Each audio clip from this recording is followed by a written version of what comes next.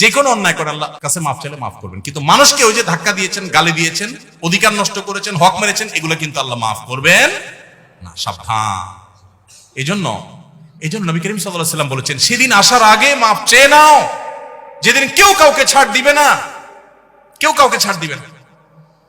গালি দিয়েছেন, রিকশাওয়ালা ভাড়া দেন নাই, চুন থেকে নুন খসছে, কথা থেকে কথা বাড়ছে, তর্ক হয়ে গেছে, যাবেটা দিলাম না, কি করতে পারবি কর, চলে আসছেন, এটার ছাড় কিয়ামতের দিন হবে না। নবী সাল্লাল্লাহু আলাইহি ওয়াসাল্লাম বলেছেন, দুনিয়া থাকতে এগুলা মিটমাট করো, এই মামলা নিষ্পত্তি করো, তার হাত পায়ে ধরে মাপ চেয়ে এটাকে শেষ করে যাও, কিয়ামতের ময়দানে কেউ কাউকে ছাড়বে না।